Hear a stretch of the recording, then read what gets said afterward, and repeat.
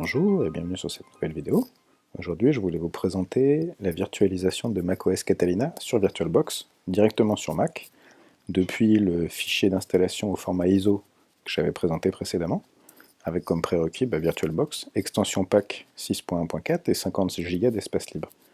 Alors en ce qui concerne VirtualBox et extension pack qui est nécessaire, vous allez sur la partie Download dans virtualbox.org et vous l'avez ici. On prend ça, on lance, ça va lancer l'installation. Ça va nous demander d'installer donc ce composant, on lui dit j'accepte, on met le compte admin,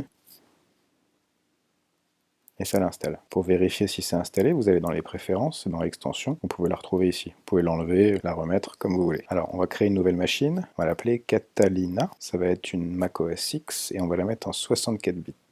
Continue. Alors là, je vous conseille de mettre au minimum 4096. Moi, je peux mettre 8 Go, donc je vais mettre 8. On va créer un disque. On va l'allouer de façon dynamique et par contre, on va mettre 50 Go parce que c'est pas beaucoup 20. On fait créer et la machine, la config, elle est là. On va dans la configuration, on va vérifier quelques petits détails. Dans la partie système, dans processeur, on va mettre deux processeurs. Moi, je vais les mettre à 70. Alors, ça vous dit qu'il y a un paramètre invalide détecté, mais bon, ça passe quand même. Donc, on vient, on vérifie. On est bien sur deux processeurs. Dans affichage, je vais mettre 128 parce que c'est un peu gourmand. Stockage, son, réseau, passeport. Ok, ça c'est important. C'est ça que permet Extension Pack, c'est de gérer contrôleur 2 et 3. Donc si au niveau affichage on est à 128 en méga, on est bien, très bien. Donc on peut démarrer la config, et avec notre fichier ISO qu'on avait généré la dernière fois, on va ici choisir ce fichier ISO, on va faire Add, moi je l'ai mis sur le bureau, ici Open, il fait 8 Go 69, je vais faire Choose, et on va faire Start.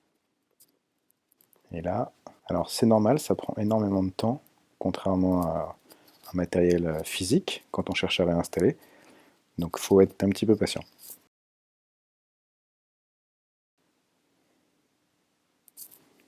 Ok, il charge l'interface. Voilà, donc on arrive sur le choix du langage. Donc on va prendre français. Alors là, on aurait tendance à vouloir tout de suite lancer l'installation, mais si vous le faites, il va revenir ici parce qu'il ne trouve pas le disque dur. Donc lancez d'abord l'utilitaire de disque. Une fois que vous êtes là, regardez tout en haut, vous aurez le disque créé par VirtualBox. Effacez. Je vais l'appeler Catalina et je vais faire effacer. Voilà, il a réussi. Une fois qu'on a réussi, on le voit bien ici avec le nom qu'on a choisi, la taille 23 Go, 53 Go. On peut fermer et là on peut lancer l'installation. C'est parti. Donc on fait continuer, accepte. Là il trouve le disque dur, donc on peut le choisir et cliquer sur installer. Et là on lance le système d'installation sur la VM qu'on a créé précédemment. Cette étape-là va prendre un certain temps. Donc là il repart pour une phase d'installation qui va durer encore un certain temps.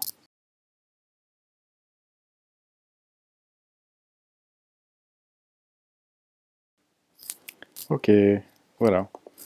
Donc après 3 redémarrages et 2 phases d'installation, on arrive bien au setup de première installation du système Mac. Donc là, on peut le dérouler facilement.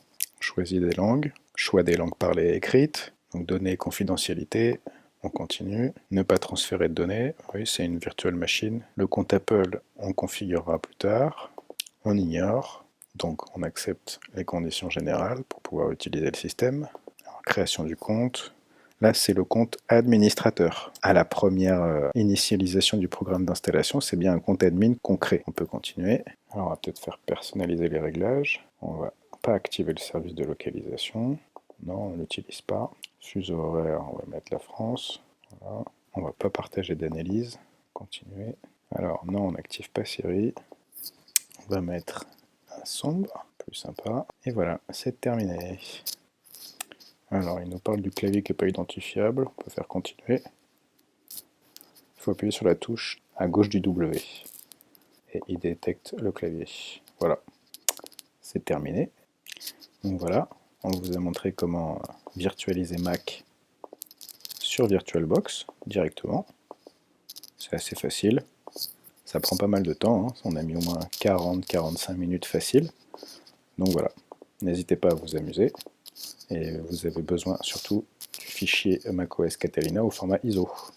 Voilà, merci d'avoir suivi cette vidéo et à bientôt.